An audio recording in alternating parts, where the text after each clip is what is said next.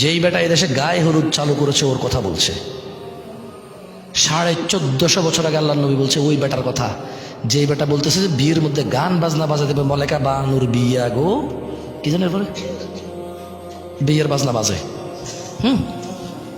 যেই বেটা বিয়ের মধ্যে চিন্তা করছে যে এরকম একটা জিনিস বাজানো দরকার, ওই বেটার কথা বলছে। যেই বেটা বলছে বিয়ের মধ্যে ছেলে পক্ষ মেয়ের বাড়িতে আসবে কুলা ধান হলিদ মরিচ নিয়া, যে বেড়ির বিয়ে করবো ওই বেড়ি সহ ওই বেড়ির বোন যত আছে, স্বাস্থ্য মামাতো আড়াতো পাড়াতো চাচাতো খালাতো ফুফাতো সব বেড়িরে ওই যে বেটা বিয়ে করবো ওই বেটার বন্ধু বান্ধব মিলা হলুদ মেখে দিবে। قال رسول الله صلى الله عليه وسلم من سن في الإسلام سنة حسنة, যে ব্যক্তি ইসলামে কোন নেক কাজ চালু করবে, এ আবার ভুল বুঝেন না, মন গড়া কোন একটা চালু করে দেওয়ার কথা বলতেছে না। মানে ইসলামে একটা আমল আছে, একটা সুন্নত আছে, একটা কাজ আছে যেটা আল্লাহ নবী সাল্লাল্লাহু আলাইহি ওয়াসাল্লাম দিয়ে গেছে, কিন্তু এই সমাজে ওই সুন্নতের প্রচলন নাই।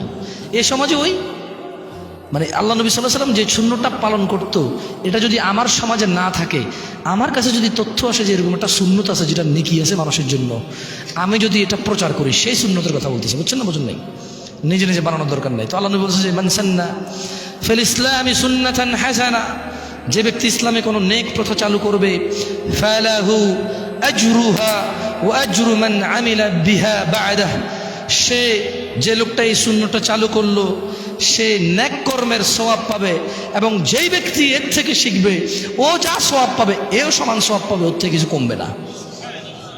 আসেন এবার ওয়ামান সান্না ফিল ইসলামি সুন্নাতান সাইয়্যিআহ, পক্ষান্তরে যে ব্যক্তি কোনো কুপ্রথা চালু করলো, গায়ে হলুদ যেই বেটা চালু করেছে তার কথা বলছে। যেই বেটা এদেশে গায়ে হলুদ চালু করেছে ওর কথা বলছে।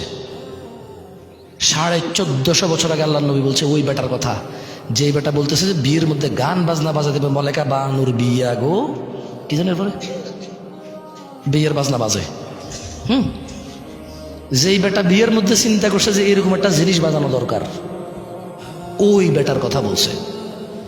যেই বেটা বলছে বিয়ের মধ্যে ছেলে পক্ষ মেয়ের বাড়িতে আসবে কুলা ধান হলিদ মরিচ নিয়া, যে বেড়ির বিয়ে করবো ওই বেড়ি সহ ওই বেড়ির বোন যত আছে, স্বাস্থ্য মামাতো আড়াতো পাড়াতো চাচাতো খালাতো ফুফাতো সব বেড়িরে ওই যে বেটা বিয়ে করবো ওই বেটার বন্ধু বান্ধব মিলা হলুদ মেখে দিবে।